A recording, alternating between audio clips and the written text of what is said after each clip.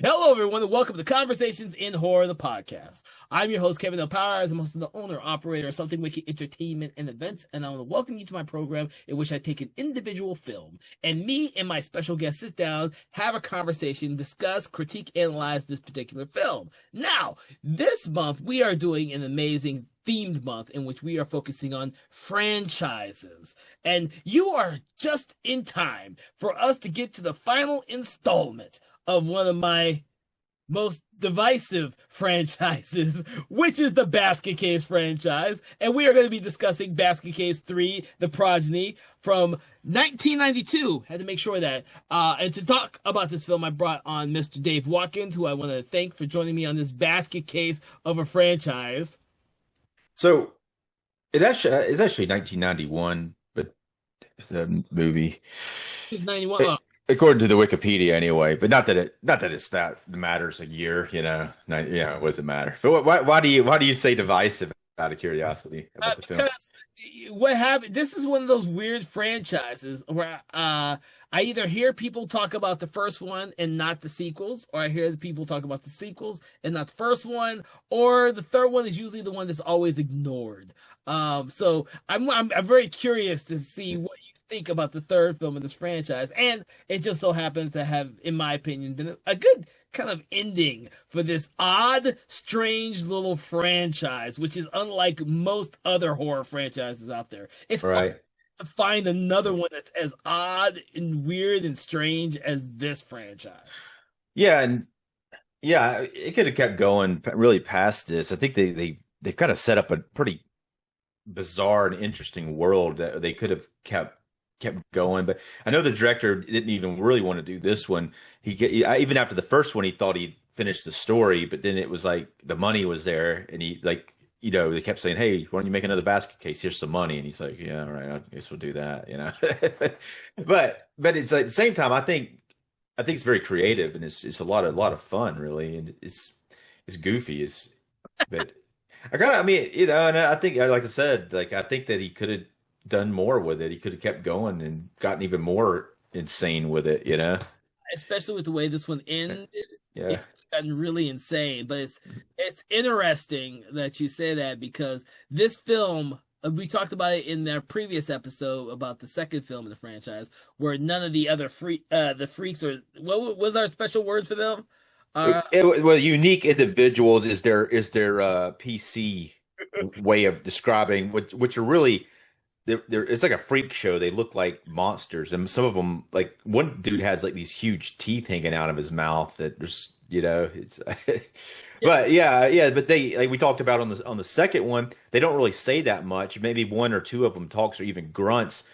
And apparently that was like an issue with I found out from listening to an actor's interview. It was like because if they grunted or talked or anything like that, then they were eligible for a speaking role in SAG, Mhm. and they didn't want to have to pay them more. But in this one, it's different. It looks Oh like they yeah. didn't care about that, and the creatures are mumbling, they're talking, they're making all kinds of noises, and and the makeup is significantly better on the monsters, and it's like they improved it in between. It's like they put some thought into it, and they're like, you know what, we can improve this and make it look, not that it looks realistic because they're monsters, but it does look like they did some improvements to every one of them, really. Yeah, well, that was one of the main things I wanted to comment about this film, is that so many of them actually talk in this movie. And the one thing I really did love about this movie is they actually named all of them. They gave Yeah. a name on the bus roll call, so to speak, Mhm. that was it the Granny Ruth does when they're Yeah. traveling to. Yeah. So now they got names, so it's harder to figure it out who they are, because before they were like named like Moonface or whatever. Now they got like a name. So it's like Well, which ones? What is that, half moon, I guess? Yeah, but I don't know. if I was writing down all their names, I could have related it, but it was interesting because we didn't get something like that in the first film. Yeah. In this one, we definitely get that sense that it's a little bit more personable, since we get to know the names right off the bat of all the characters. And I do like the fact that this movie is like a direct sequel to what happens in the second film, and they actually show that again in Yeah. regards to what happened in the previous films to start off. Right. they show 5 minutes. I counted. I put the counter on for it. The 5 minutes of the last 5 minutes of Basket Case 2 at the start of this, starting with Belial and Eve, the two Yes. little mini monsters having sex in a very graphic way. That's how it starts. I had forgotten that that's how the movie started. I was like, oh, okay, that's right. I guess this is how we're gonna start it. Let's have the two Belial and his girl having sex. That's how we're gonna open the movie. All right. This movie does not is not bashful or ashamed at all. So yeah, that's how we started off. Yeah, so and it's like the sex noises are hilarious because of how enthusiastic they are, like the even like the Eve character especially. It's like it's I guess yeah, but it's I was actually really impressed with the practical effects on how they made all of that actually work in this movie. To be yeah. uh it shows that when they got a bigger budget, the director Frank Henenlotter decided to kind of up the ante in regards to the practical effects in the film, compared especially compared to the first one.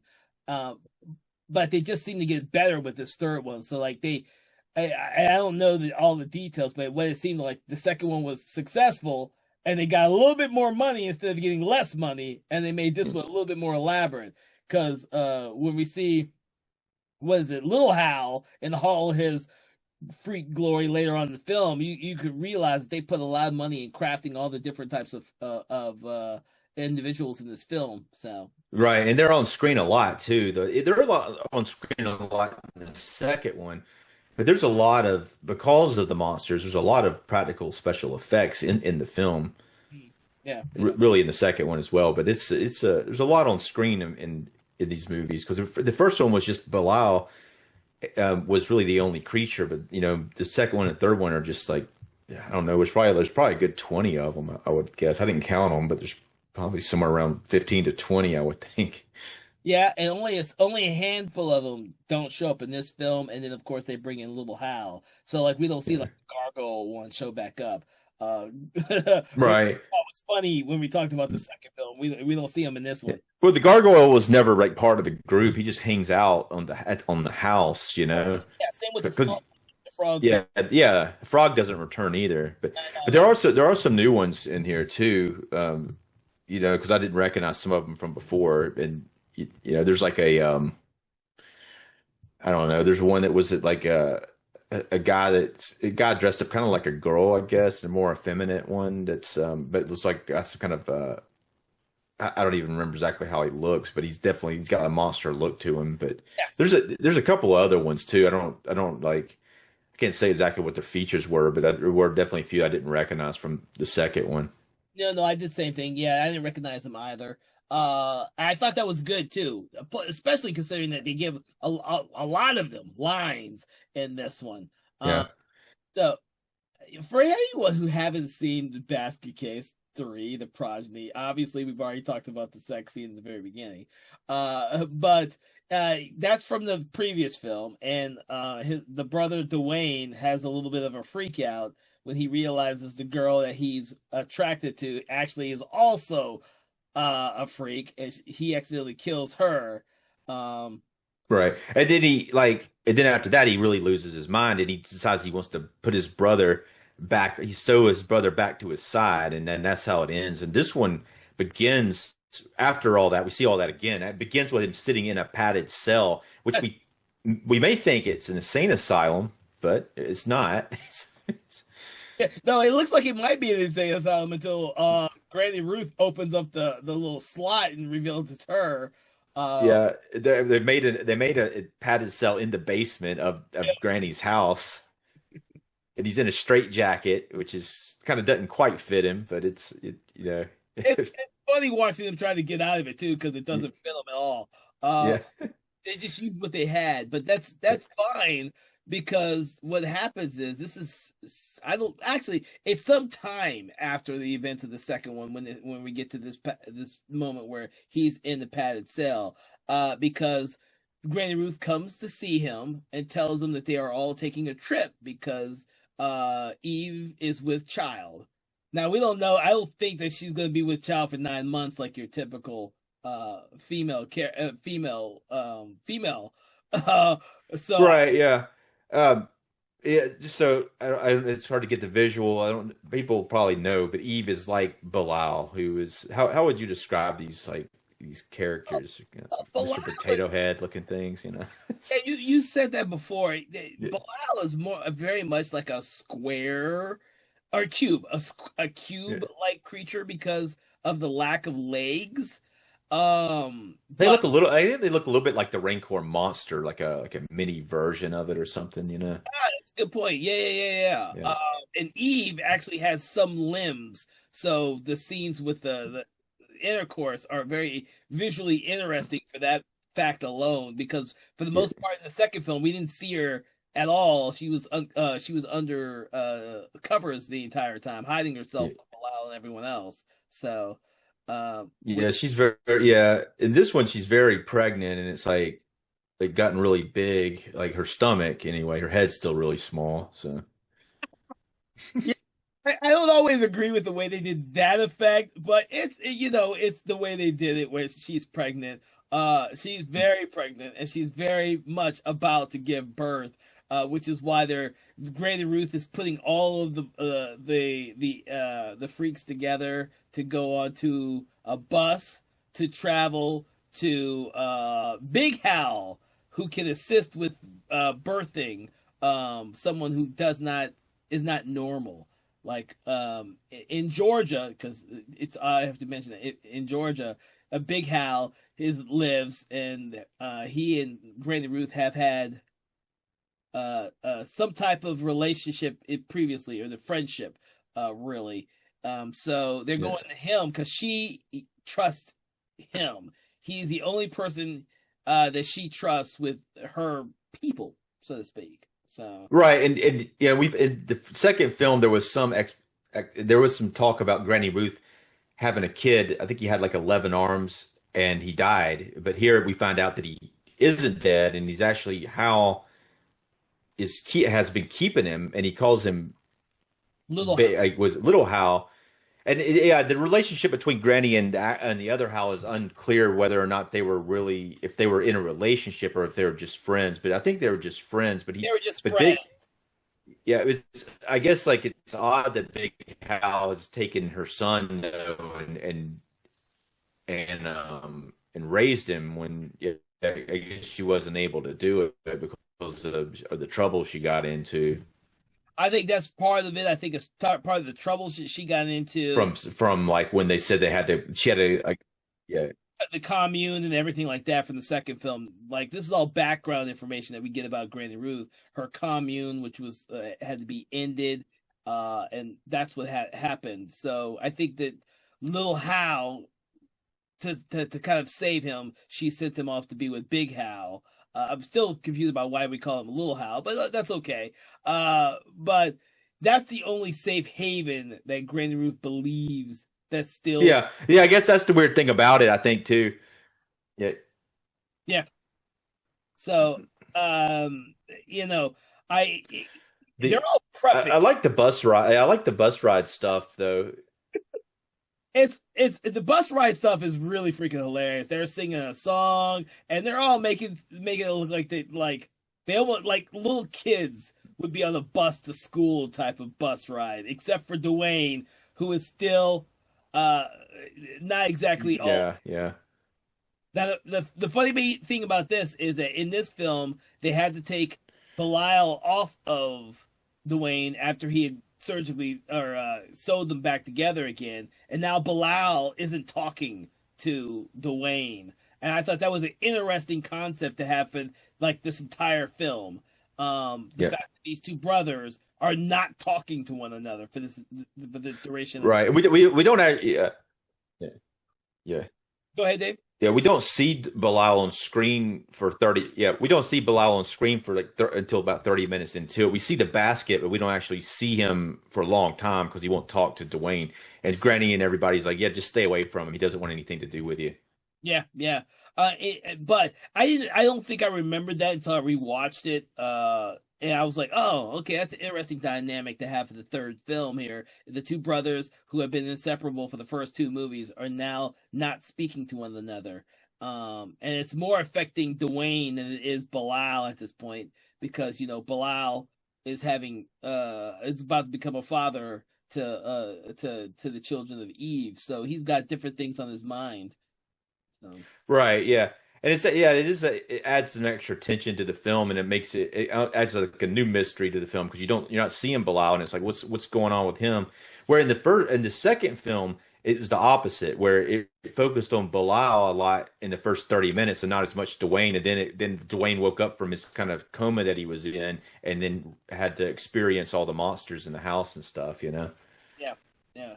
Well, thankfully, for the work for the way they do in this film, Dwayne is not someone who even wants to be in that position, even though he's told that he's about to be an uncle. He's trying to escape at every chance he gets. When they drive the bus into town for the first time, he's still trying to squeeze out the bus window to escape.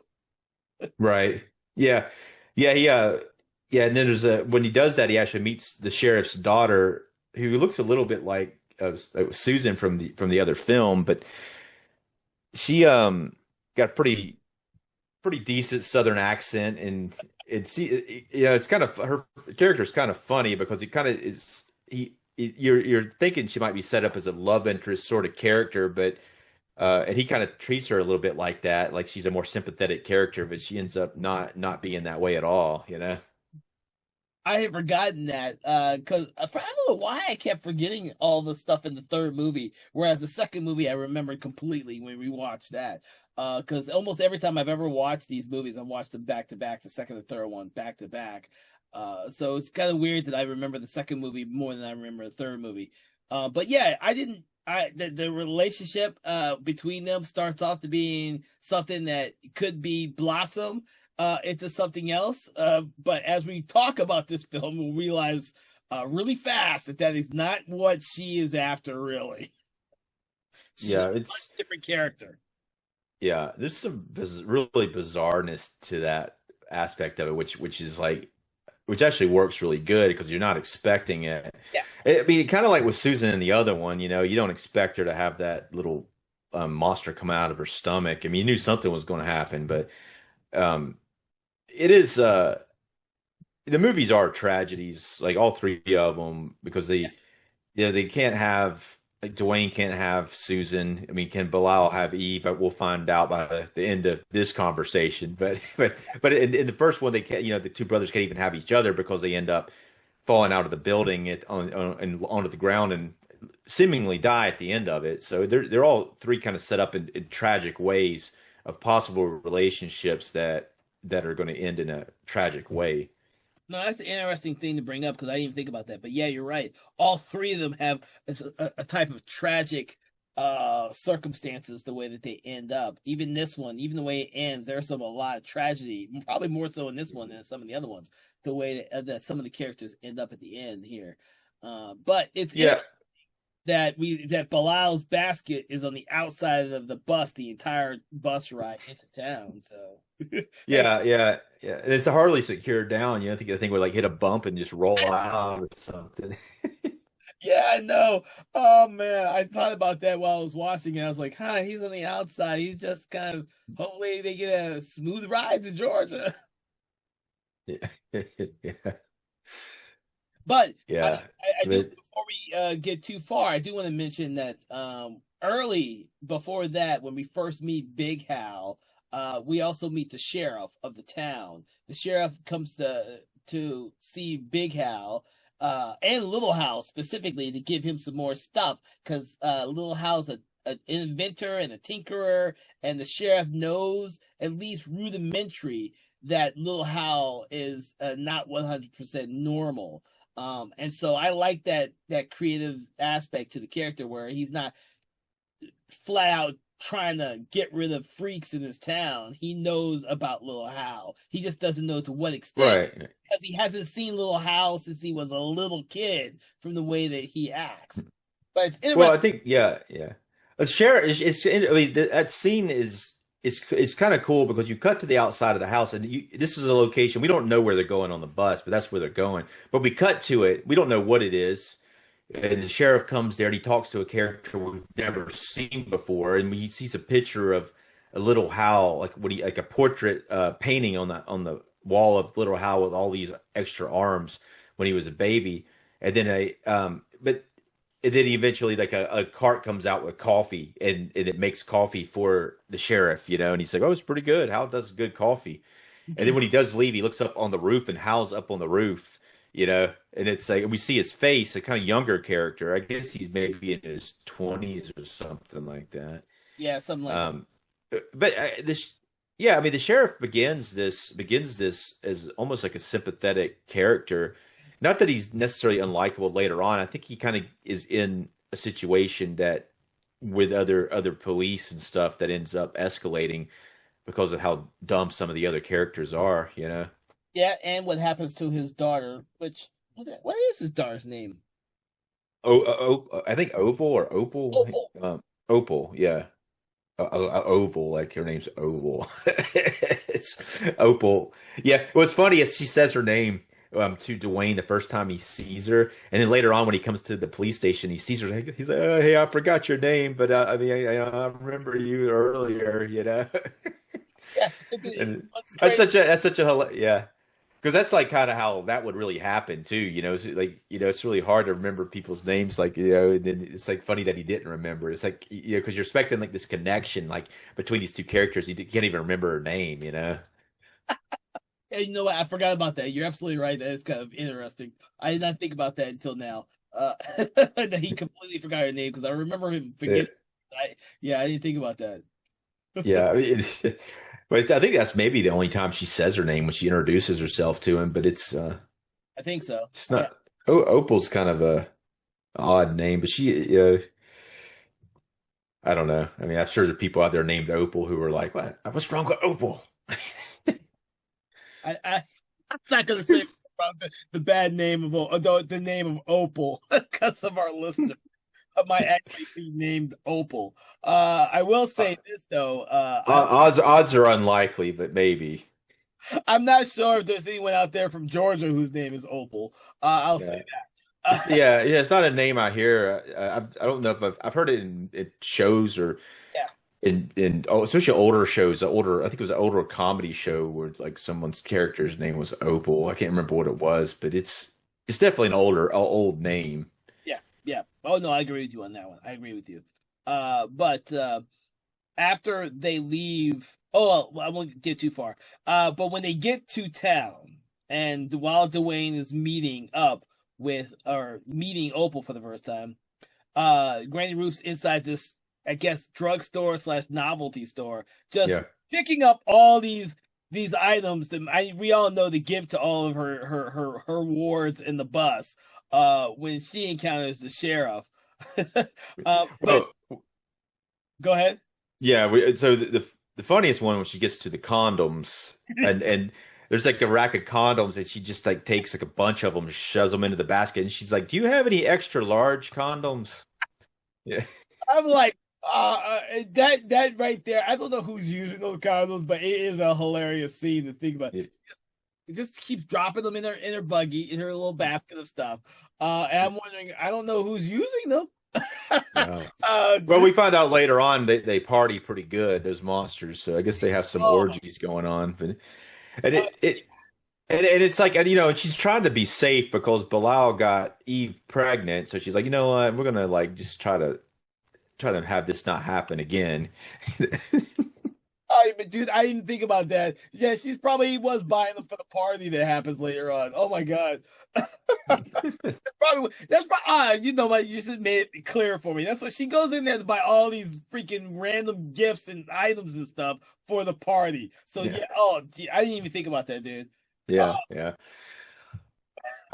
But she just knows one of them needs an extra large one, so she has to have seen it, it has to be very, so maybe that's the one that she likes, so that's for her. It's Moonface. I don't know. Yeah, it's a moon face. No, it's probably the really tall one though, this is that really tall one that's got the eye. one that's driving the bus or the other one? I don't know. There's like one scene where like someone's sitting, he's standing up real tall, I think behind somebody, and he's like he's as tall as the ceiling. Hmm. I It's know the probably that one. But yeah, the one who's driving the bus who can't exactly drive, and I'm wondering why yeah, Ruth isn't driving. yeah, right, right. So Yeah, I mean, yeah, because she has to go back there and sing, remember they sing that song and all that, and and it's, it which is feels actually pretty hilarious. it is hilarious. It feels a little out of place when I first heard it, but after a while, it's like, oh my god, it just seems perfect for this group of characters to be singing a song while they're Yeah. driving in the bus. So, because they're What the funniest part about it is like she sings some of it, and then the monsters start singing, and whatever they're singing, you can't understand a single word that they're saying. It's like they're unintelligible like words, and that's what makes it so damn funny, I think. oh Jesus. Uh But then next after that we get Grady Ruth finally gets to Big Hal's house. And uh Big Hal knows most of these characters that are wards of Grady Ruth. Like he's reintroducing us to a lot of them again, by the way. He's saying most of their names, every one of them that comes up to them, even being introduced to the ones he hasn't met before. So it seems like a genuine scene with authenticity when he does that, because these are all characters he hasn't seen in a while. Even when Ruth finally gets a chance to see her son, it's like, oh, I haven't seen you in forever. So uh, that all seems so authentic to me, and that's when we learn that little Hal is actually, Ruth's son. Which is it. Well, yeah, yeah, and then yeah. We also like it's interesting when he meets Dwayne because he doesn't know Dwayne, and Dwayne is like he says something real funny. He asked him if he could borrow a Swiss Army knife. He's like he's oh, you must be Dwayne. He's like, do you have a Swiss Army knife? And then Hal's like, are we gonna have trouble, like a problem with this guy? Because like this is such a different. Well, in the second movie, Dwayne's trying to get away, but he's trying to get away because he thinks his brother has finally found somebody, and he's found somebody, and he wants to get away because he wants to be normal. But nowhere in this film that I don't believe it, or I don't remember he ever thinks himself normal. He just wants to get away with his brother, uh, completely. And Like, yeah. At one point, he actually wants to get away with the Opal character. He's like already like infatuated with her at one point. He's like saying they could get away together. It's like, and this is like before. It's like I think he like attaches to people like really quick like in a really hilariously quick way. Just a little bit of a kind attention towards him, and he's like already imagining like a life with him. They're running away to go hide somewhere.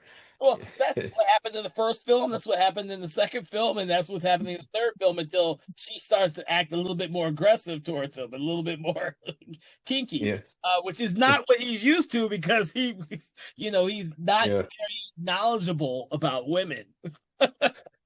yeah.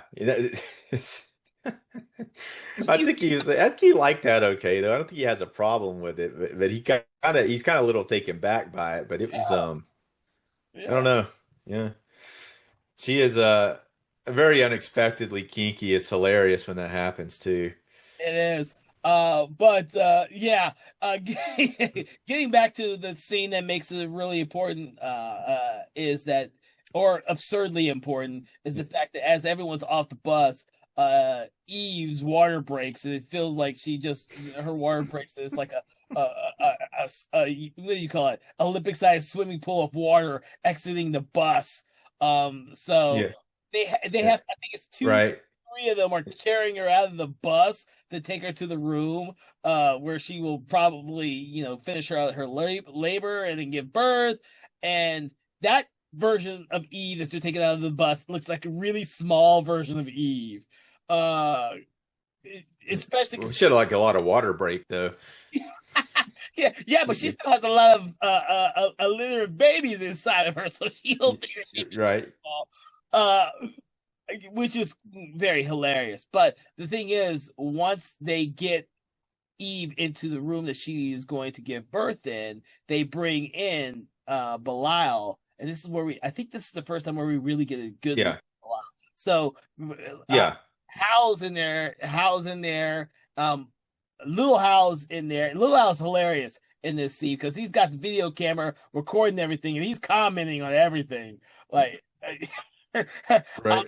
but as Big Hal is prepping the room with Eve about to give birth, Bilal has a flashback to when he had his operation when he was separated from his brother, which drives him completely nuts. So much. Well, yeah. Well, Hal's like dressed up like a doctor, and the people who killed, I mean, who just separated them, and they later killed in revenge, were all doctors. So doctors, he doesn't like them. Yeah, yeah. But it was it started off as a really nice ideal of having Bilal in the room as his girlfriend's giving birth to the kids. They thought it was going to be a beautiful thing, and it becomes a quick bloodbath where Big Hal gets maimed by Bilal, so much so that they have to take Bilal out of the room and lock him up with chains over his wicker basket. Well, yeah. Yes. Well, it's funny that here's a granny's line. She's like, Bilal, that was not a constructive way to express your feelings. Get him out of here. And then they take Bilal and they shove him into the basket and chain it up. But Hal's like, Big Hal's like really messed up. He's got like slash marks across his face, and he's incapacitated for the rest of the film. He never has any more scenes, other than when he's laying in a bed or something. I kept thinking that he came back at some point, but no, he's laid up in the bed for the remainder of the film. Which is I'm surprised they didn't. Yeah. No, go ahead. I'm surprised they didn't just kill him at that point, but it's like. But I guess that would have made it a little. It's better that they didn't kill him, but it's I guess like Little Hal would have been more upset about him dying, so it would have made the proceedings after that less fun when she gives birth. Well, yeah, when she starts to give birth, and we see the baby Belial's the first baby Belial. And then and the thing is, Little Hal's making this commentary. I wish I could like his whole setup of lines for as Eve's giving birth to 1, then 2, then 3. Yeah. Oh, and it just keeps going. Do you remember how many she actually ended up having? Was it Eve? No, was it? It was 12 is what it ended up being. There's 12 of them. Just 12. So imagine Eve giving birth to all these 12 babies, a litter of babies, all still attached by a single umbilical cord. It's a hilarious scene, just so that you know. I had forgotten how funny it was until I was rewatching. I was like, oh my God, this film went there. Yeah. It's kind of like, I don't know. It seems like this 12 is a lot, though. It's like, holy shit. I mean, you only needed especially when I thought there's 1 came out, and then I thought it was going to be like 3, but then it kept going. But it got like a bunch of little Belials. And then at the end of the tail end of that, Granny says, I wish Belial was here. It's just so difficult to know what he's thinking. And then it shows Belial, it shows the basket, and then Belial has a dream sequence when he's in there with these 2 nude models who are like all like rubbing on him and all this and reading him poetry, Yes, the twins. Oh my God. Yeah.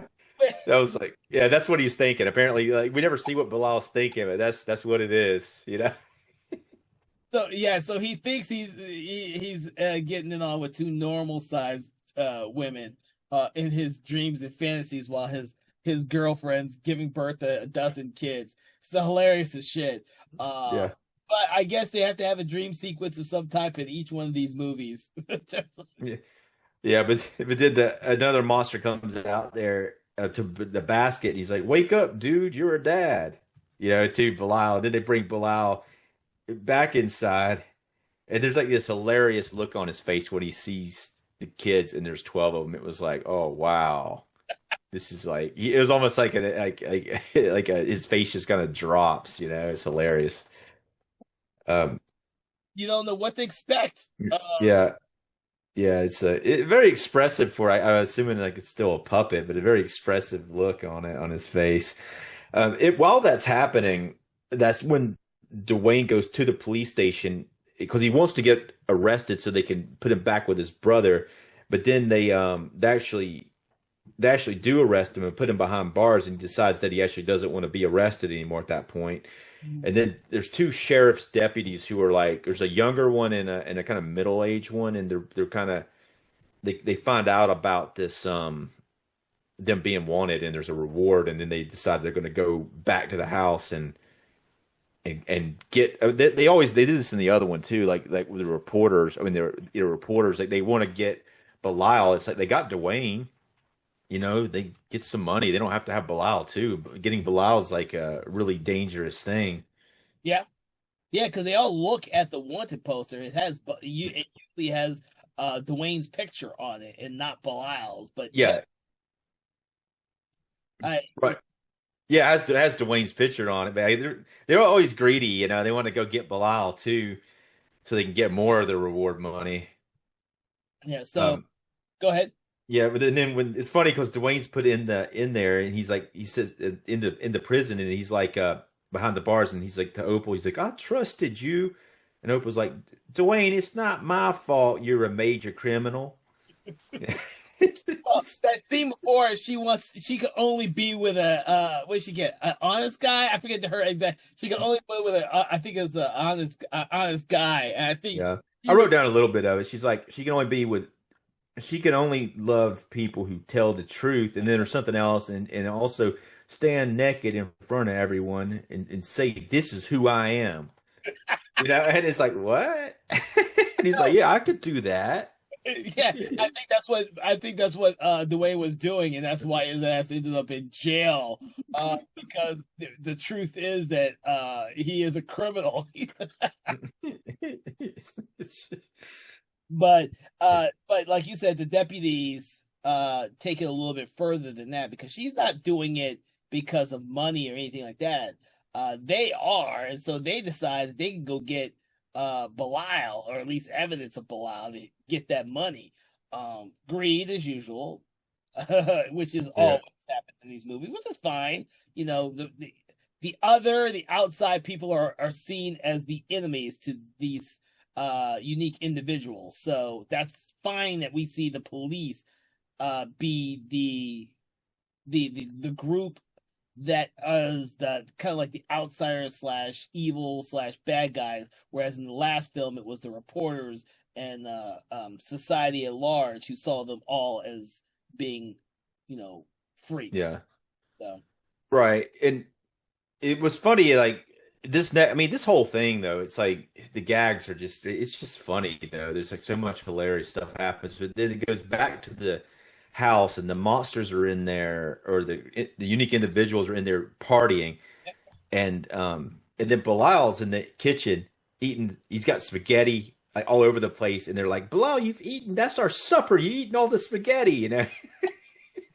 I thought that was an odd and funny scene at the same time. I was like, oh my god, I don't think we've ever seen Bilal eat in these movies, and he's eating the spaghetti in this scene. Right, yeah, yeah, but it's like Bilal's like so upset about the kids. And he's like he doesn't seem like he doesn't seem like he wants to take responsibility for the kids. He sees them and he's like, I'm out. I'm gonna go eat all the spaghetti. Oh Jesus. But see, it's like Granny cares about the kids a lot, but Bilal's not like he's gonna be like an absentee father. He's gonna bail. You know what? That's It- looking at it, especially this early in the film. I think that you're absolutely right. That's his kind of reaction, his thoughts about being a dad to 12 kids yeah. at once. Yeah. It's funny. The Granny comes in and tells all the monsters they need to be quiet, and there's too much going on with the babies and all that, trying to sleep. And she takes like 5 steps away, and then they all just start partying again. They stop for 2 seconds and then start again. She's not even out of the room. It, Well, she goes, and then she goes to look in on Eve, and of course she makes comment that everyone's having fun out there, celebrating the joyous occasion and stuff. I she does Ruth stay in? I think the Ruth stays in the room. well, what happens? That's when we see Hal. She goes into Hal's room where he's recovering, and she sends there's another monster sitting with him, and she sends Yeah, him down to tell the other ones to be quiet again, and that's when the deputies like do their stuff. which is interesting because deputies are first outside of the house and they see the monsters partying. Yeah. And then when they went, one deputy's like, I think we come across some kind of weird satanic cult. And then, there's like that's the kind of middle-aged one, and then the younger ones like starts to panic. Before that happens, the younger one's like telling him all these jokes about monsters and all these other ones they saw, and then he starts to get real scared. And then the middle-aged deputy, like he says, "We came here to get $1 million, and that's what we're going to get." And then they see like a window, and then they look in and they see they're then they're like, "Did you find the Bradley monster?" And then they come across the babies eventually, and then one younger deputy's like, "What are they?" And then the other one's like, "They're little baby Bilals, a shitload of baby Bilals. This must be his puppies or something. If these are his puppies, we can use them as bait." Yeah, but then they're real dumb, It's like they're going to take the baby monsters. Yeah. Although, if they were thinking at the time, they could say, "Well, we got baby Bilals. Let's just go ahead and get our rewards based on the baby Bilals." Yeah, they're going to use them as bait. It's funny. They continuously like the cops and the later Opal they consider them like pets. But that's what Eve's in the room and she hears them taking the babies and she comes out growling at them and then they shoot her, like the deputies shoot her and kill Eve and Mm. then take off with the babies and then which is pretty brutal. Kind of sucks to kill her, but it does set into the events into motion for the rest of the film. Kind of like it starts like which traditionally with the basket case films, they are a revenge film. So this is it sets into motion Belial's revenge rampage that everybody comes to these films to see. Yeah, yeah. But then they take once again the monsters other than Belial, even though they chase them out of the house and they could have caught them and done something, but the monsters don't seem like they know how to fight. Or they No. don't typically fight, but they're scary. They scare people, but then even when they get like a foot away, it's like the deputies still get away from them. And they're able to get in their car and kind of push the monsters off of them and get in the car and get away. Yeah, yeah. Well, I like that they kept that continuity with the monsters and not having the monsters actually, other than Belial, and kill people. No, I agree with that. I would have never thought about that aspect of this film had we not discussed that on the second film about the fact that the monsters don't really do any of the violence. It's all left up to Belial to do that. I think it would have been a disservice to the other monsters if they were required to do any of the actual bloodletting and killing of other people. I think the fact that they just kind of surround the police's car is all within their character, their wheelhouse. So Right. Yeah. Yeah. Yeah. And then they bring Belial. They bring him into the room. The other monsters. They bring him into the room to see the dead Eve, and he's just like, it's. I guess they do that on purpose, so they know they were going to set him off to go and kill the cops. yeah, yeah. I mean, the funny thing is, the funny thing about all this is that yeah, you mentioned it that anyone who is not part of the Granny Ruth's group considers Bilal's kids almost like little pets. Because when we get to the police station, and the first thing that happens is Opal wants to treat him like a pet. Uh, Yeah. She wants to like keep one of them too. It's like one of them. So, and the funny thing, the weird thing is they keep them locked up behind a jail cell. They keep them in a jail cell, so they're caged up like if they were a dog.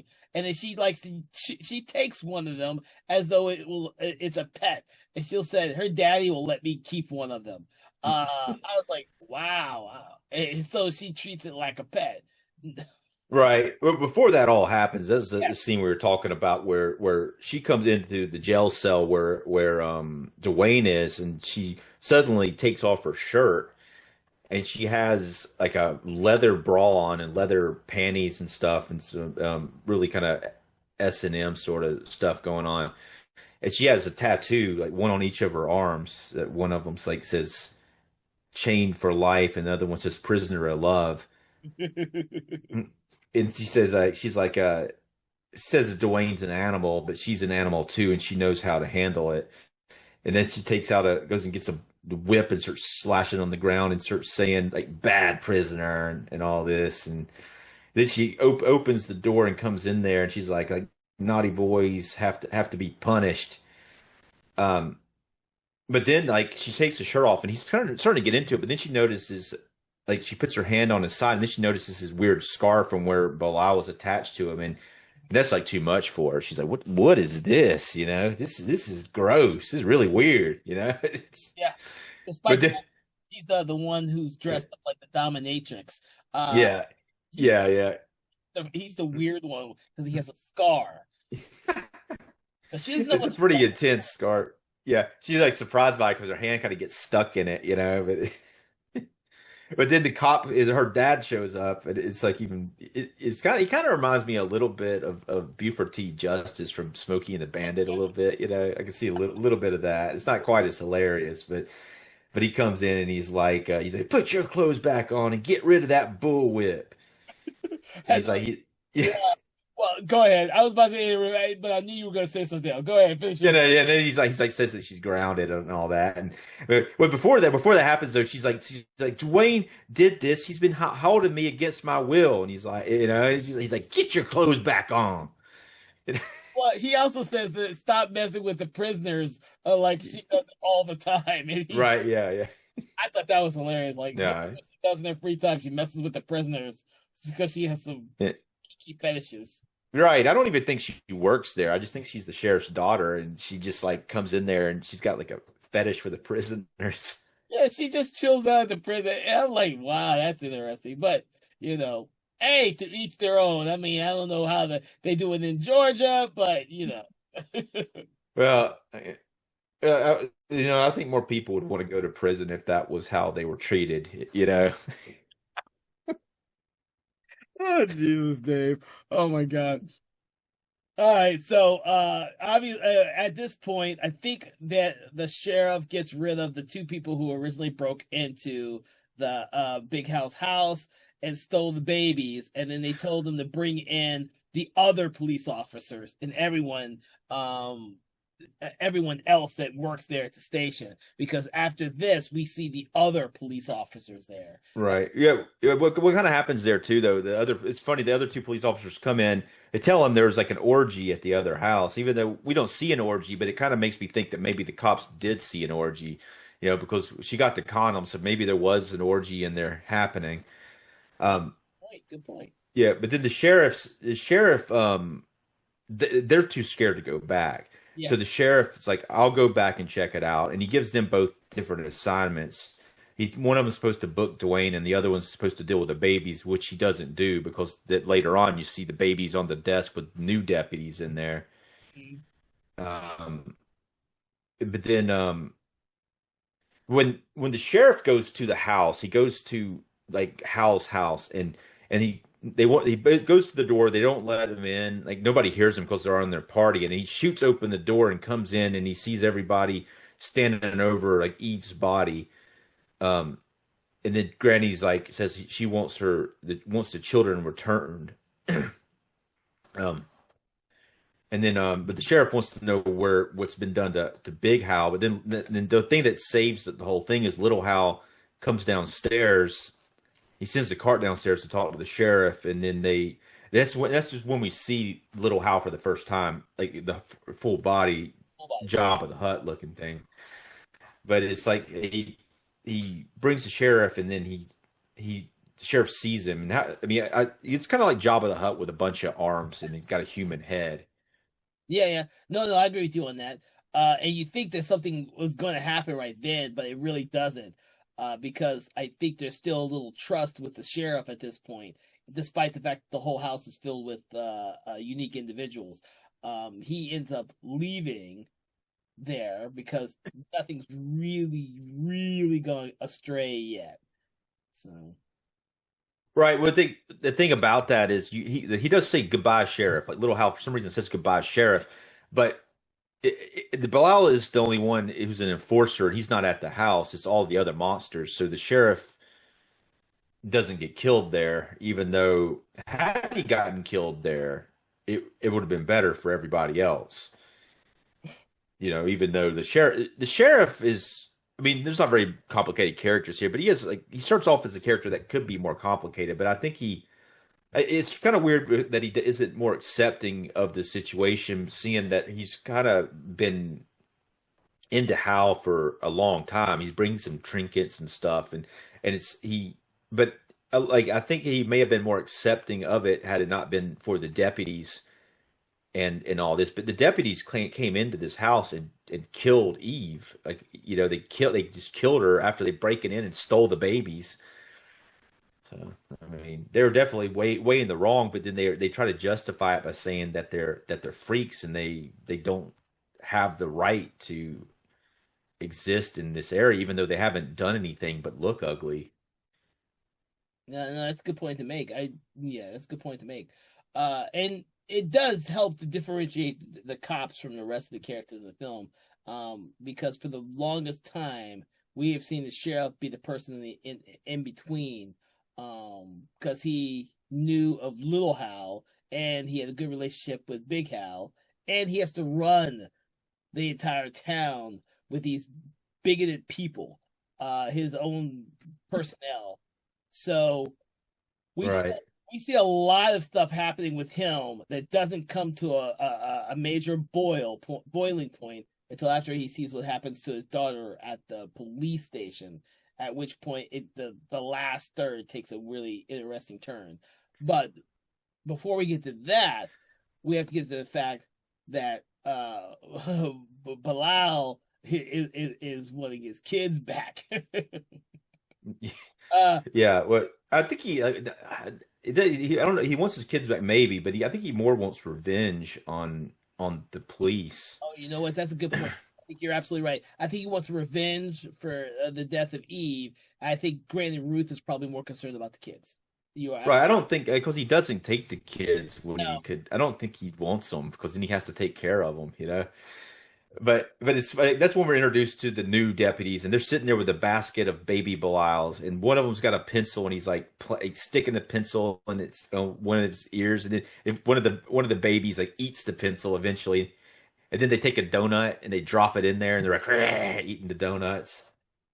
Like It, like putting that in there with a basket full of piranhas. yeah, and there's three very unique looking deputies here. There's like a kind of a heavier set one, and then there's a black one, and then another one who's kind of looks like the other deputy a little bit. He's kind of got like some facial hair and stuff. So, but these outside the police station, Bilal, like that other monster's carrying the basket, brings it up there, and then it ends up outside of the police station. So when the heavier set one was, there's actually having a conversation between the police and Opal's in there too, Mhm. and that's when she says she wants to keep one of them. But one of the police is kind of like Scaredy cat. is more, yeah. Well, one of them's scared of the whole thing, and the other one's kind of trying to. He's more like kind of got his wits about him, And then that one that has his wits about him goes outside, gets the basket, brings it back inside, which has got Bilal in it, Mhm. and then he eventually he was the deputy opens the basket and Bilal jumps out and does his thing where he jumps on his face.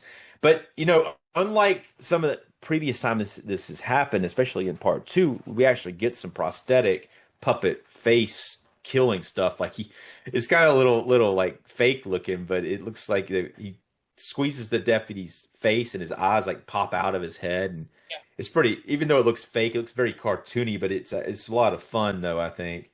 Oh, it definitely looks cartoony, but I think that's the Yeah, style they're going for with these yeah, deaths. I think all their deaths, because I think after the death of that cop, he goes to the other cop who yeah. uh he kind of twists his whole head off eventually. Well, yeah, because he bites him on the lip. He basically it's like the black cop. He bites him on the lip, and he's like holding him. He's like eating his face, and he eventually, yeah, he whole head comes off eventually. And then the last deputy, who's the panicky one, he starts to. Well, it's funny because he's loading a gun the whole time. He's biting this other guy's face off. The guy's like loading the gun for like 10 minutes while the other guy's getting devoured. And it's like, and the funniest thing is Bilal doesn't kill. the sheriff's daughter. She walks into the room and the idiot deputy accidentally shoots her, and she's holding the baby, drops it on the floor, lands on it, and squashes it. Yeah. So I do want to go back just for a second because the reason why she gets the baby using it as a pet and then goes down to see Dwayne. And when she goes down to see Dwayne, Dwayne sees his nephew for the first time. And Yeah, so he at that between that moment there, seeing one of his kids, his nephews for the first time, and then of course when he's upstairs when he's reunited his brother, he stops thinking about just trying to escape with his brother and instead wants to actually help. yeah. But that comes at the cost of one of the baby Belials. Because I don't know why they did it where she just literally just squishes him by sitting on him. That's just a disturbing little thing that happened to one of the little babies. And a little innocent little baby just sat on it and squashed. Yeah, but yeah, it was gruesome though. I thought it was like it was really unnecessary, but I thought it was a pretty nice touch. That whole sequence is crazy though because of how graphic and I mean it's cartoon violence, but it's so graphic and gruesome. And then, but, then Dwayne he comes back out there and he puts Bilal back up, puts him in the basket, but then he wants to get the babies out, but they're inside of a jail cell and he can't get the door open, even though he starts looking for the keys, which are on. He's one of the deputies that doesn't have a head. He can't find the keys. With that, we didn't talk about that last idiot deputy who did the shot. Was it Bilal? Like he twists that guy's head around backwards and he falls on the floor. But I don't know why he can't get the jail cell open. They try to, I guess, and they can't do it, so they just leave. Mm. Yeah, And then they leave and Bilal gets shot through the basket. Um right. Yeah, the sheriff shows up and he shoots at Dwayne and hits the basket. yeah. And Because then yeah, Dwayne's not exactly all there just yet.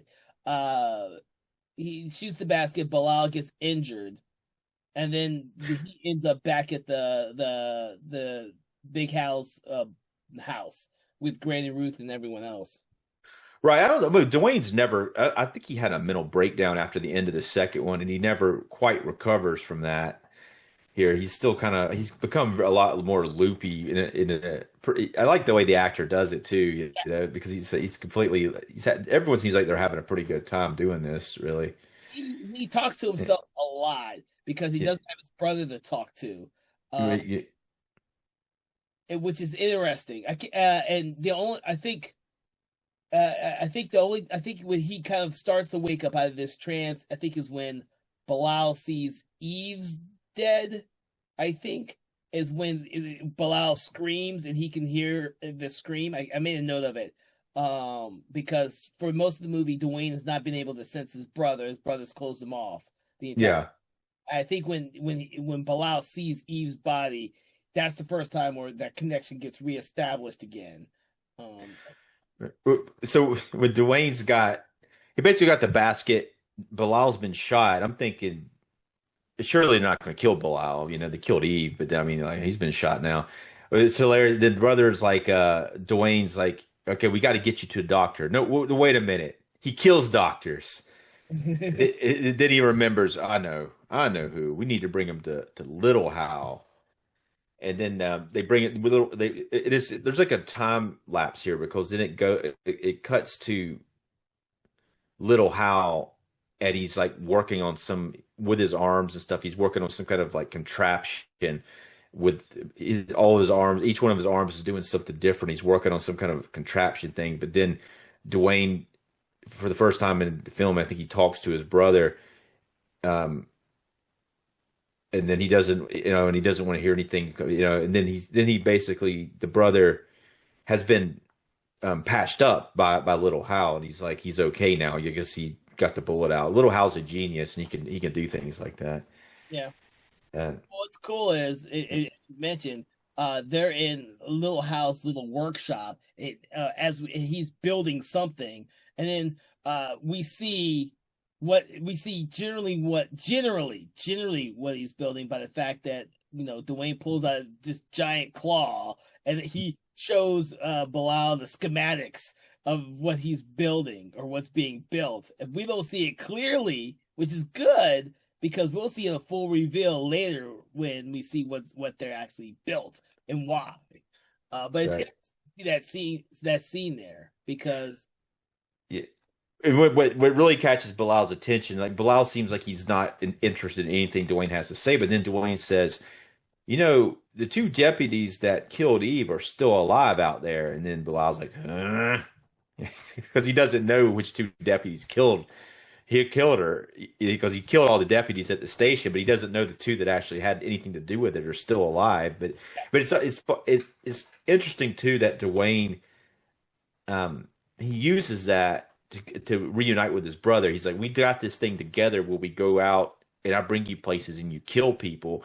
And so he wants to reunite with him by having him do that again. yeah. It's a very darkly comic, humorous thing too. I was laughing about that just because of the way that I was laughing about a lot of stuff in this film, but This was it's a just lot.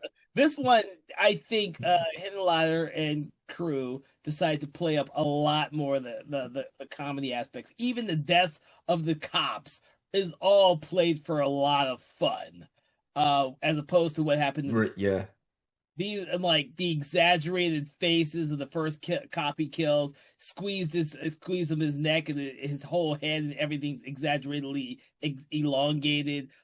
Even the African American cop who gets his face bitten off and then his head twisted, and then the other, yeah, yeah, it's yeah. all ridiculously over the top and fun at the same time. But he kills. I mean, he has this new machine that was made for Bilal, but we don't see it in full detail yet. The first deputy's asleep in his bed. He's like, and suddenly this metal claw comes out and just kind of gets him.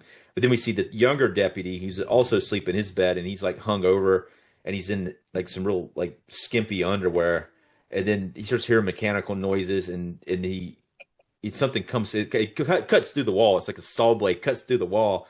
And then meanwhile in the other room, Dwayne gets some cornflakes and he starts eating cereal. And in the background, you see the other deputy getting slaughtered by the machine that Bilal's using. So it's done for comedic effect. And this is it. We're pretty close to the end of the film. It's like about an hour and 13 minutes left. But then the next bit is Eve's funeral. Like Granny and the other individual or unique individuals are at the funeral, and then Granny does this ridiculous eulogy, like she does. They make these really silly monologues for her, and then she goes to the monsters, and she's like, "We have a dangerous and unpleasant task for you," and then they have to get the children back from the cops. Mm-hmm. And she's like, "We owe them a better world, a time for hiding this past. This is their world now."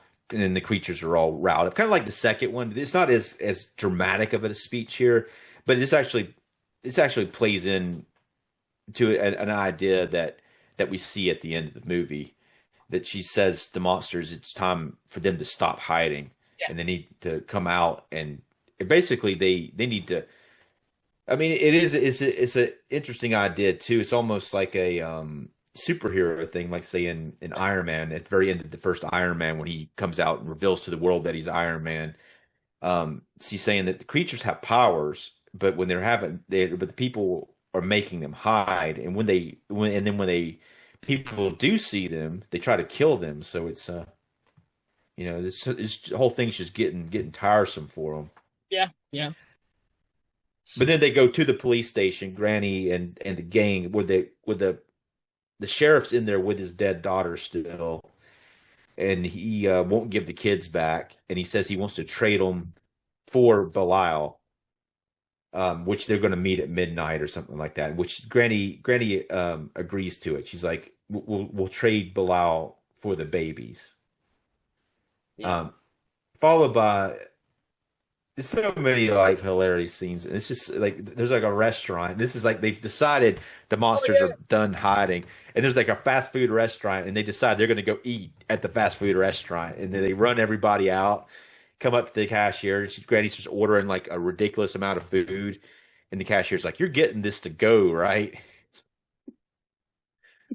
I love that scene. I love that scene to see them out there in the open, and especially considering that earlier in the movie we saw them when they stopped at the store in the bus, and Granny's the only one that gets out to go into the store. It's nice to see that at the end of this film that they go to a fast food joint, not just because they might be hungry, but because they're coming out of hiding. And there's no reason for them to hide. Not one of them has killed anybody except for Belial, to be honest with you. Right, right. Well, I mean, I guess they are guilty by association or they're accomplices, perhaps. But really though, they're not wanted. Nobody knows who they are really. Um, then the next sequence is the meetup at midnight where the sheriff comes. He has the basket of babies with him. He's carrying this big, heavy basket of 11 babies and a shotgun in his other hand. Um, and then we see the Belial and the machine. It's like it looks a little bit like that thing that they in from Aliens, like Sigourney Weaver's character Ripley, like fights the alien with it at the end. Like a huge. It looks like that, but I was more thinking of Kang from the Teenage Mutant Ninja Turtles, this big brain-like thing inside the robot body. Uh, Okay, yeah, yeah. because of what Bilal is. He's a chunk of flesh with two arms. Yeah, well, Bilal was injured when he got shot, so I guess, but at the same time, Bilal he fights fine. He doesn't need this contraption to fight. He's able to kill, especially if it's just one person, he's able to kill him pretty easily most of the time. No, he But this, doesn't, but it's fun to see him in yeah, a loader. That's what it is from the Aliens film. It's a loader. Uh, yeah, right, yeah, yeah. No, it's a cool contraption, but as we see, it's not very effective. no, The sheriff's pretty smart actually, and he sees the weaknesses in the machine, and he finds ways of doing it because when we first see the legs first, and then what's weird is he has a head on top of it that looks like a mask. It's really fake looking. Do you think that's supposed to be a fake head, or I don't know? I think the concept was for it to look more human, despite the fact that it's all like an infrastructure for a robot. I think that that's part of the little house thing. Yeah. Uh, So, but you think that was probably just supposed to be a mask and not supposed to be a severed head, though? nah, I think it was supposed to be a mask. Okay, because it definitely looked like a mask, and Oh, that's what I yeah, hope because it definitely does look like a mask. you're right. It's kind of bizarre. It would be kind of. I thought at first it was like one of the deputies' heads or something they had up there, like which would have been really gruesome had they done that. Um, but yeah, Like um, being like opening the movie with Bilal and Eve having sex isn't like disturbing enough for audience members. yeah. But this sheriff, one thing that's cool about the metal thing, the sheriff tries to shoot him, and a protector plate comes down real fast, and it blocks the bullet. Mhm. Oh, Yeah, and then yeah, and then inside Dwayne ends up being there. He's got like a different machine that he's in there like messing with, and then Bilal's able to grab hold of the sheriff with the claw, and he throws him, and then he starts. But the sheriff actually grabs the legs and knocks the whole machine over, and he picks up a saw blade that fell off of it, and he starts trying to kill Bilal with it. But then what happens? The sheriff falls into the basket of babies, like the baby Bilals, and then they did like father like sons and daughters. They all decide they want to eat the sheriff. Yes. but it's really funny when he stands up and all he's covered in baby Bilal's all eating him. Like I almost wish that there was one of them that looked like Eve, but they all look like little baby Belials, Yeah. which is just funny as shit in my opinion. So Yeah, it's great. Yeah, it's a great way to kill the guy because the sheriff wasn't necessarily like that bad of a guy, but he was definitely going to be a problem for him going forward. Even like kind of like in the second one, the reporters weren't necessarily that bad, but at the same time they did present a danger to the monsters, and but then after the sheriff's killed and they eat him, and then Dwayne's like, "Geez, this is going to be some family," Uh, and that's Go ahead. no, it's like then that's kind of that's really like the last real scene because the next scene is a TV show I which kind love. of fought. Yeah, yeah, it's great. It's like a Geraldo, like his name's Ronaldo. Like, Yeah, I mean, yeah, you know what, and he's got. We all know Geraldo Rivera had all the crazy guests on there, and this show, Ronaldo has the crazy freaks who have relationships with normal people. And as we all know, those shows were more or less manufactured, just like the one we're starting to watch. Until, of course, they break they break the back wall of the set, all of the freaks come out. With Bilal and Dwayne and Granny Ruth. Did you write down the speeches they give to close up the movie? But they're like they don't want to be hidden anymore. They're here. They're gonna be here. You just have to get used to them. right. Well, one I did write down part of it, but before she says that, Dwayne actually goes over to the host, the Ronaldo host, and he opens the basket. And Bilal attacks him. But which is, I mean, it's not a good look for him. Bilal attacking the host and killing him. But then, yeah, but then Granny Ruth says something to the assistant. I don't know if I wrote down the whole thing, but she's like, it's their world now. They're here to stay, and nothing's going to make them hide ever again. Something like that. And that's she says that to the camera, and that's how it ends. It's really an awesome ending, you It's know. an awesome ending to this because essentially the entire thing about this whole franchise, even with the first one, is that people look down upon unique individuals who have these ailments or these deformities. And we see it for the very first film where it's Bilal and Dwayne's parents, or really just the father who wants to hide the fact that he has the Siamese twins. Um, and that whole idea Right, of trying to keep them in the closet, keep them away from society and all that, because we all got the sense that Bilal's parents were really well off, and they didn't want anyone knowing that they had a Siamese twins in the family or anything like that. And then, of course, in the second film, Granny Ruth is like harboring all of the unique individuals that she's discovered and found over her years. The ones that were in carnivals and stuff, she paid to have them to set them free and to live with her, but they're right. still hiding in the house. Like Granny gets on Dwayne when Dwayne is outside with Bilal. He breaks the rules of the house, and of course, the reporter sees him when he comes back in. He knows he broke a rule, and now he's jeopardized this entire structure that Granny Ruth has done.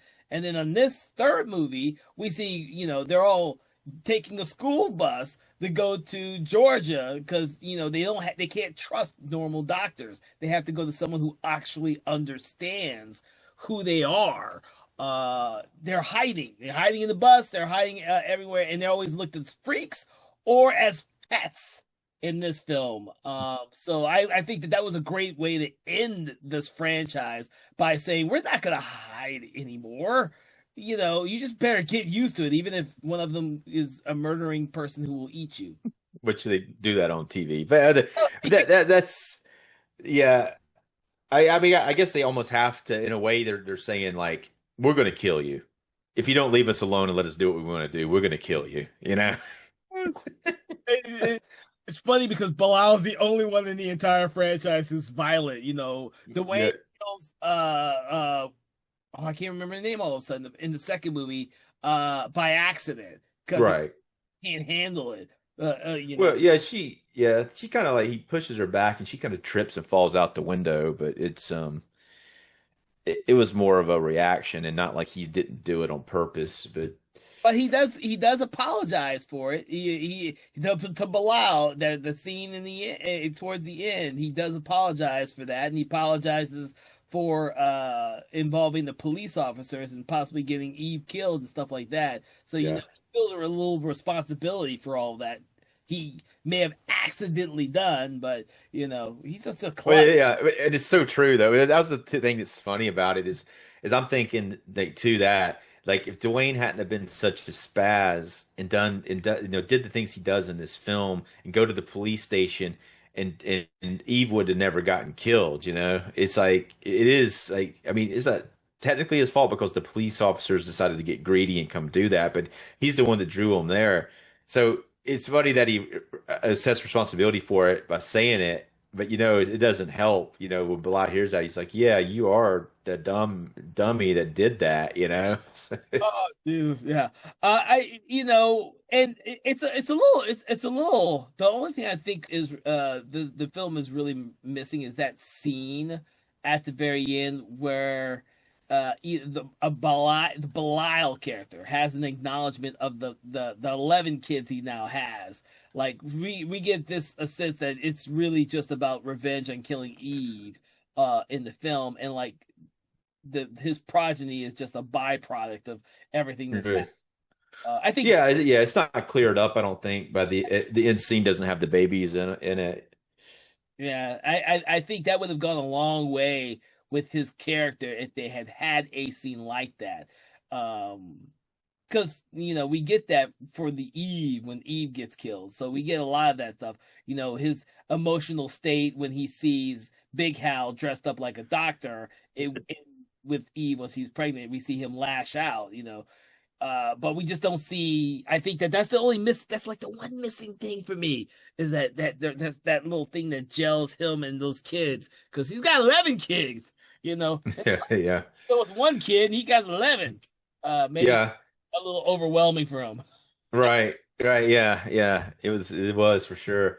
I don't know what because we don't know exactly what Bilal's thoughts of the kids is. Luckily, there is a support system with Granny and the unique individuals, so he doesn't have to take care of them all himself. Yeah, We do see Dwayne, who ever since after the first one, he's been constantly trying to run and leave. It does seem in this last scene where they go on the show and he has the basket and he opens it up and Bilal kills the host that he's decided to stay. It does seem like he has made that decision to stay with this group of freaks at that point. yeah. I think that's a great ending for him too because he's acknowledged that he's right where he belongs. I think is the best word. The right where he belongs. It's something that oh the young lady from the second film was trying to tell him all along, but he couldn't see it because he was too busy trying to be normal. But with this one, I think he finally acknowledges that, and that's why I say I like the ending to this franchise. I like the way that they ended it. This was a really big world that they crafted within these three films. Yeah. But I'm actually glad that they ended the way it did because it essentially says the ending of the Belial and Dwayne story because now you get a sense that they are like a real family unit, whereas but previously in all the other films that they were like reactionary to everything that was going on around them. Like in the first film, after their aunts died, they went on a killing spree to kill the doctors who were responsible for the operation. So I think this is the first film where they actually are kind of connected as a family unit with Granny Smith or Granny Smith, Granny Ruth, and all the other. The Apple. Yeah, I know. I said Granny Smith. All the other individuals in the film. So I really like the way the franchise is. This film may not be as great for me as the second film was, to be honest with you. But I think this one's a lot of fun, and I think this one right here ends this franchise in a high note, in the way it should have ended. And it doesn't seem like that much of a retread from the previous films because we get different aspects. Yeah, yeah. Go ahead. Right, yeah, I agree. It doesn't seem like a retread. Yeah, it doesn't seem like a retread at all. They've actually that's what I say, it was very creative and the plotting is very, very well done. It's very brisk pace when things happen pretty quickly. Yeah. So we spend like the first half an hour as a trip on the bus getting to the location that we don't know exactly where they're going. And then the next part having birth, and then the cops become a problem, and then the later part becomes a revenge story. But they dealt with stuff in very brisk manner, and very with a very heavy dose of dark comedy, Yeah. which isn't overdone. I mean, it's not like a lot of it is subtle dark comedy, not necessarily subtle, but it's not that broad. It's a lot of it has to do with timing and how the scene ends, and how like a character says something that's like just really darkly funny, that it pulls from the other films, and it kind of gives this point of view of things that they say, like okay, well, the next thing we got to think about is we got to go kill these other two deputies because they're still alive. Hmm. Yeah, and the other thing is, I think between the first production, the first film and this film, and all his subsequent films in between and afterwards, Frank Hinenlayer, as a writer director, developed his dark humor extremely well. For all of you out there, I hope you have seen his other films, but you can see this type of humor from the second and third film segue into stuff like Brain Damage and Frankenhooker and Bad Biology right off the bat. He's like perfected his type of dark humor, which is very different than some of the other type of dark humor out there, because he's working within the confines of the horror genre. And a risque subject matter at that. Just talking about Frankenhooker, Yeah.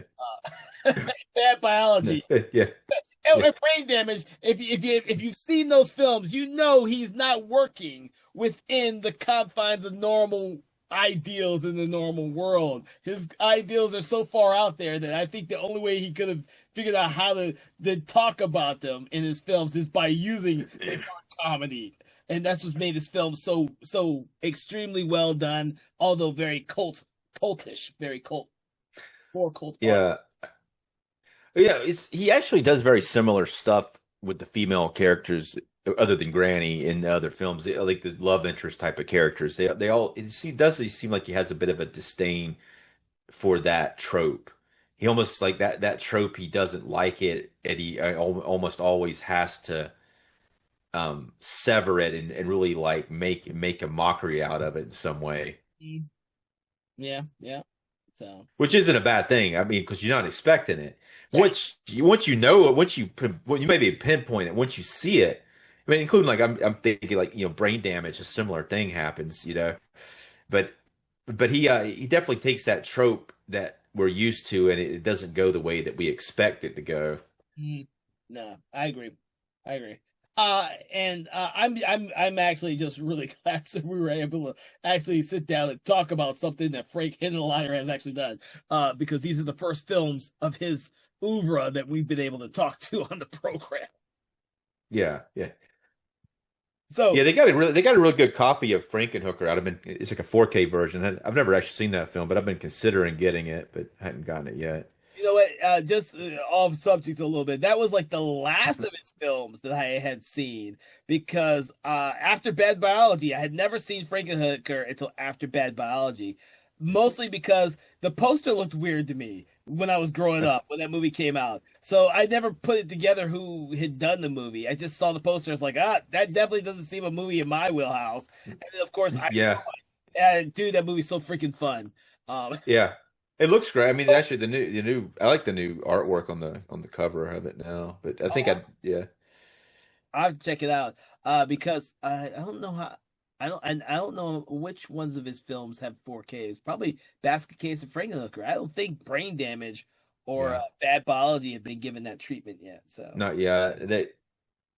Basket Case. I mean, brain damage. Yeah, brain damage does have an Arrow Blu-ray release. That's pretty good, but as of now, they don't have a 4K. oh, okay, I didn't know that.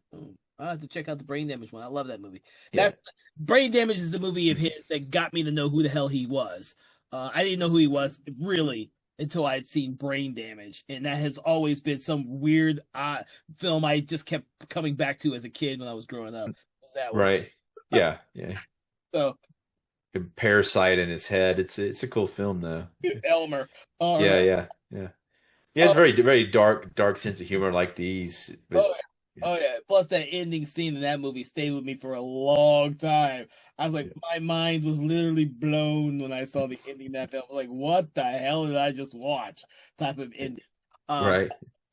but Dave, is there anything else we could possibly talk about for Basket Case 3 and or the franchise of Basket Case? Because there are no sequels after this one.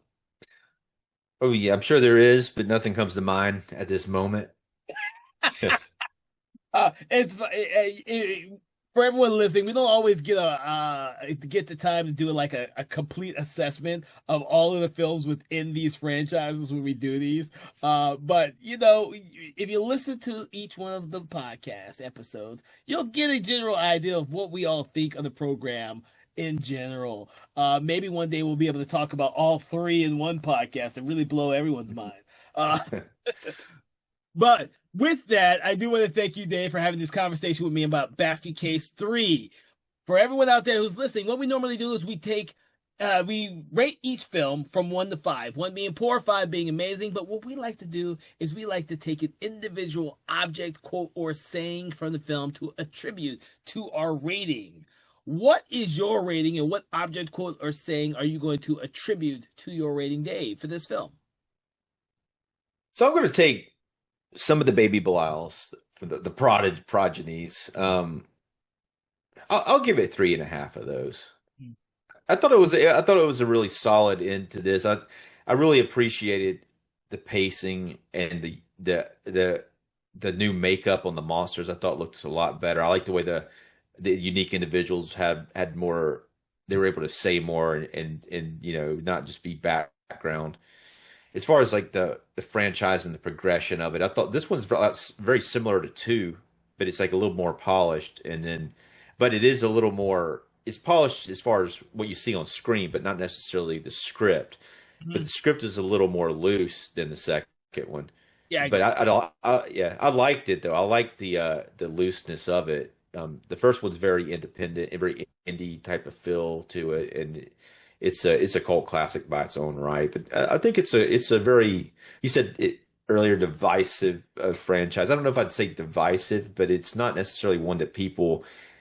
I think not divisive for me, but I think maybe some people might not Agree. connect with it. Yeah. I think they might have a. It depends on their sense of humor. They might be able to watch the second and third one maybe without seeing the first one. Once you see the first one and how rough around the edges it is, if you don't have the patience for watching that type of film, then you might not. It might be tough for you because the acting's not that good.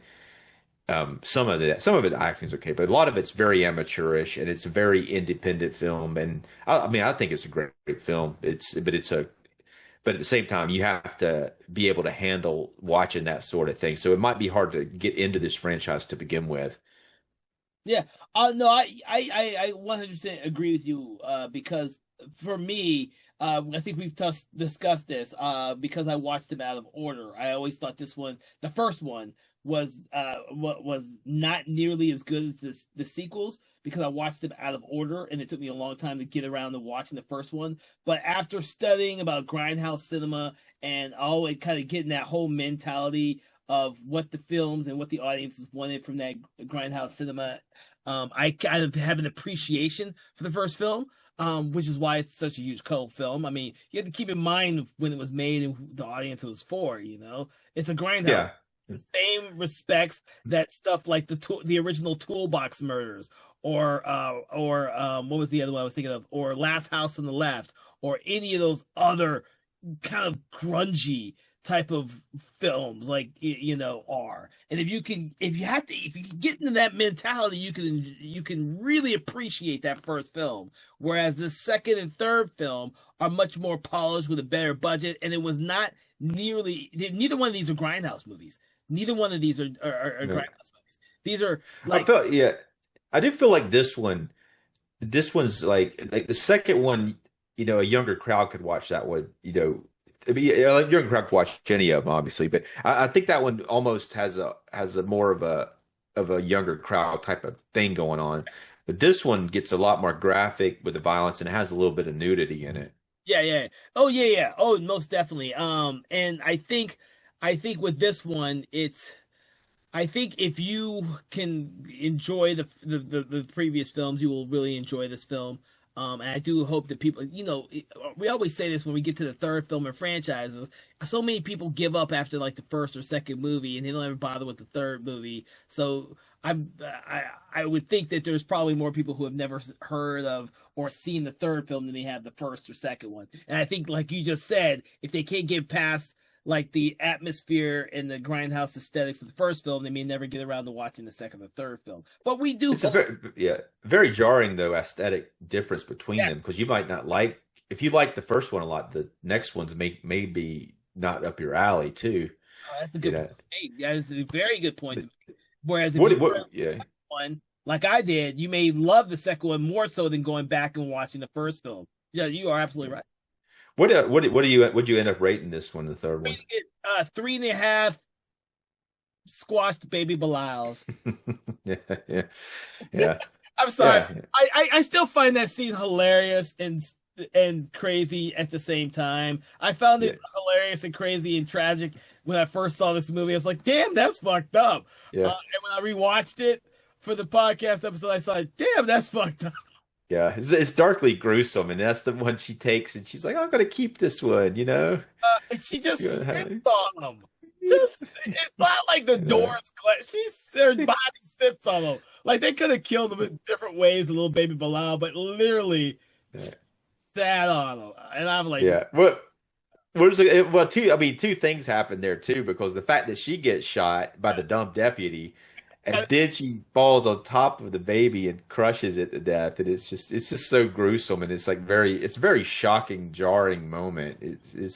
But that's great that they had that in there because that is like, that is what you remember. I mean, from that.